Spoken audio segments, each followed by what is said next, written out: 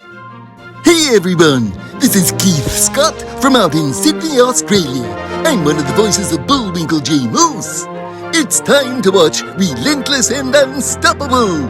And so give it up for your main hosts, Douglas Kenny and Andy McPhee.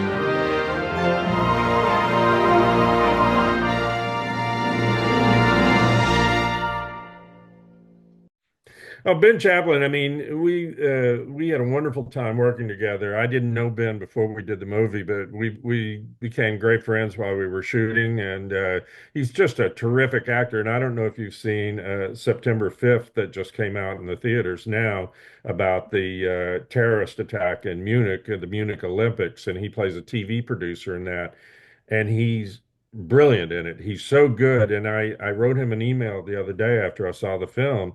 And I said, "This is the biggest compliment I can pay you as an actor. I was 20 minutes into the film and didn't realize that was you."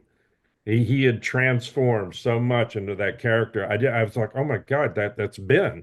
And yeah, and I was in London at one point and saw him in a play he did in London, and he's just, he's a very, I wouldn't say underrated because people know he's a great actor, but he's a better actor, I think, than most realize. And he's a real actor. He's a serious actor. He does theater and he does great films. And so yeah, that was a real treat getting to work with Ben. And I hope maybe we'll do another one at some point.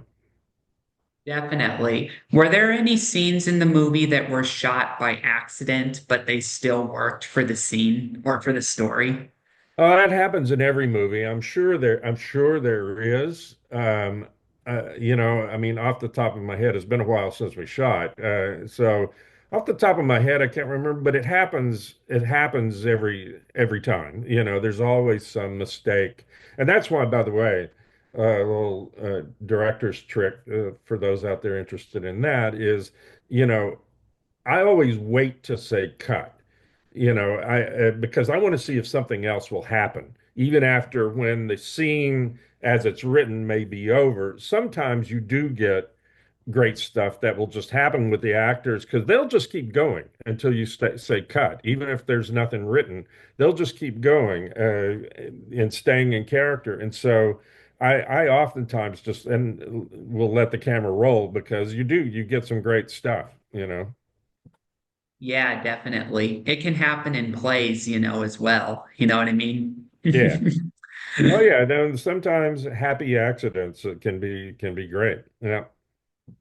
Yeah, that happened with my brother back when he did some theater work. There was one play he was in where basically he was playing like the British butler for a very posh woman. I think it was the Drowsy Chaperone or something.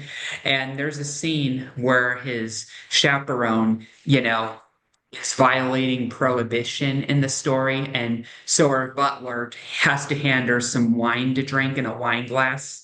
But while they were on stage, the bottom of the cup fell off. And so he had nowhere to put it without potentially spilling and ruining the set. So he and his co-star just went back and forth. In the scene, she was supposed to drink the wine and then spit it at him, claiming it was the wrong one. And then they would just move on with the scene. But with nothing else to do, he just gave her the glass. She drank it, spat in his face, and then they just repeated it over and over and over again Right. until the final line. And the whole crowd was laughing. And it was funny because according to what my brother told me afterwards, the director of the play after that scene came up to them both behind the scenes and was like, "That was perfect. Give us that same performance tomorrow night." Yeah. Yeah. Well, that's the crazy thing about live theater is all kinds of stuff can happen. A couple of years ago, I produced a play that we did off Broadway. And, well, we were doing our test run on the play, and we still may bring it to Broadway. But at the time, we did it at the Hartford Stage in Connecticut, where you test a lot of plays out. And we were doing a theater version of Rear Window, the Hitchcock classic, and Kevin Bacon was playing the Jimmy Stewart part, and And there's the big scene at the end where the murderer gets into the apartment with him, and Kevin was playing it with a crutch because the character has a broken leg, if you remember the film, Yeah. and at the climactic moment, the crutch just broke. It just collapsed. And there's Kevin on the stage without the crutch, which he's supposed to use as a weapon at that point. So Kevin, I mean, he just totally improvised. He started hopping around on the one leg and found something else, to hit the guy with, and it was totally improvised, but it was exciting because you could hear the audience gasp when the crutch broke because they knew, oh shit, that wasn't supposed to happen, and so it was pretty fun. Yeah, those moments are precious, Yeah. for acting. So, what does this movie overall mean to you message-wise when it comes to a lot of things that people can relate to? Gee, that's all we have for Relentless and Unstoppable.